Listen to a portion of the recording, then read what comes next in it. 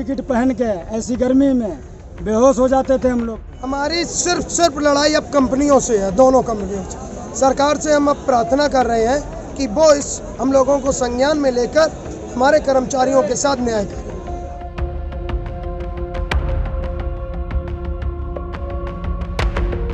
उत्तर प्रदेश में जो एम्बुलेंस की हड़ताल है उसका चौथा दिन है और अभी मैं जो धरना स्थल है वहाँ पे आया हूँ। यहाँ पे अभी कई हज़ार जो कर्मचारी हैं वो जमे हुए हैं। दरअसल पिछले 4 दिनों में काफ़ी कुछ जो है घटनाक्रम हो गया है। कई सारे कर्मचारियों पर FIR हुई है, एस्मा लगाया गया है, उनकी चाबियाँ ली गई हैं।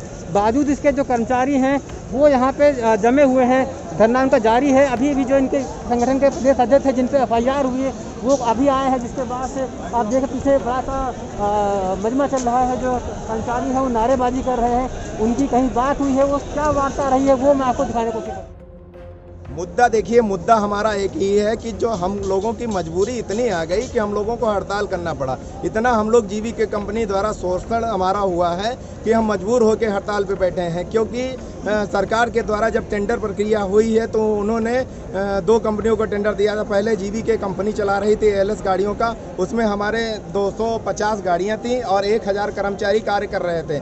उसके बाद जब इनको टेंडर प्रक्रिया हुई तो इन्होंने जेडएचएल कंपनी जो है चिकित्सा प्राइवेट लिमिटेड उसको टेंडर दे दिया।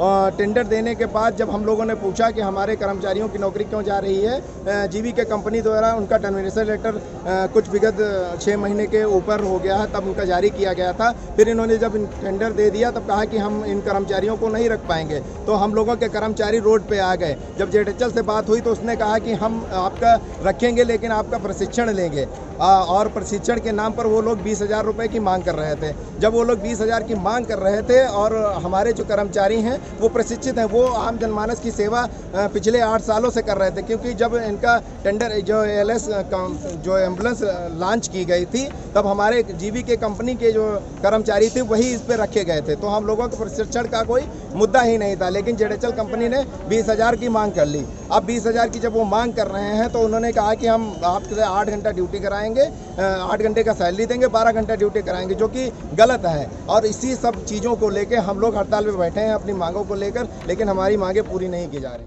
कोविड की महामारी में हम लोगों ने पीपी किट पहन के ऐसी गर्मी में बेहोश हो जाते थे। हम लोग पीपी किट पहन के पर डे कम से कम 10-10, 20-20 मरीजों को अस्पताल पहुंचाया। उनको ऑक्सीजन की ज़रूरत है, ऑक्सीजन दिया, अस्पताल में खड़े रहे, वहाँ पे भर्ती नहीं लिए गए, वहाँ पे खड़े रहे। ऐसी महामारी में भूखे रह के, प्यासे रह के ड्यूटी की, और ड्यूटी के दौरान घर नहीं जाते थे, महीनों ड्यूटी यहीं रह कर की। हम लोगों को विधायक, मंत्री, पुलिस वाले, पता नहीं कितने लोगों को, सबको उस समय ज़रूरत तो एम्बुलेंस की ही थी, सब जाते एम्बुलेंस से ही थे। केवल उस समय मैदान में 2 ही लोग दिख रहे थे, एक एम्बुलेंस कर्मी, एक पुलिस वाले, सिर्फ 2 के अलावा तीसरा कोई नहीं दिख रहा था। तब हम लोगों ने सेवा की। आज हमें लाके इस राह पे खड़ा कर दिया, हमारा रोजगार छीन लिया, हम लोगों से चाबियां छीन ली गई, हम लोगों को बेरोजगार कर दिया और कोई सुनने को तैयार नहीं है। सर, मेरी लड़ाई सिर्फ और सिर्फ कंपनी से इस बात की है कि जो हम लोग 2012 से काम कर रहे हैं, अभी तक ना हमको ग्रेजुएटी मिली। अब हमारे लोगों की नौकरी बिल्कुल खतरे में है, कब निकाल देंगे मुझे पता ही नहीं। कुछ लोगों को टर्मिनेशन लेटर जारी हो गया है और कुछ लोगों का जारी हो रहा है। आपके जिले में कितने लोगों को टर्मिनेशन लेटर जारी हुआ जो आपको पता है? 20 लोगों को। जिला प्रशासन हमारे कर्मचारियों को थाने पे बैठालकर आतंकवादी जैसा व्यवहार कर रहे हैं। यहाँ पे हम लोगों पे एस्मा लग चुका है। प्रशासन दबिश दे रहा। हम माननीय मुख्यमंत्री जी से ये कहना चाहते हैं, हमें कुछ नहीं चाहिए, आपकी इच्छा हो दो या ना दो, लेकिन हमारी प्रार्थना है कि ये सारे कर्मचारी 20,000 कोरोना योद्धा हैं, 12,000 के मजदूर हैं, कोई आतंकवादी नहीं। हमारी सिर्फ लड़ाई अब कंपनियों से है, दोनों कंपनियों से। सरकार से हम अब प्रार्थना कर रहे हैं कि वो इस हम लोगों को संज्ञान में लेकर हमारे कर्मचारियों के साथ न्याय करें। हम हर तरीके से सहमत हैं सेवा चलाने के लिए, लेकिन तानाशाही ये चल रही उत्तर प्रदेश में कि न वार्ता करने के लिए कोई तैयार होता है, न हमारी मांगों को मानने के लिए तैयार होता है, और न ही किसी प्रकार से कोई सहमति बनाते हैं प्रशासन के लिए। हमें तो 12,500 रुपये भी पूरे नहीं मिलते हैं, कभी कभी तो 10,000 रुपये आते हैं। बीच में जो बिचौलिया कंपनी जीवीके MRI ये सब खा रही है।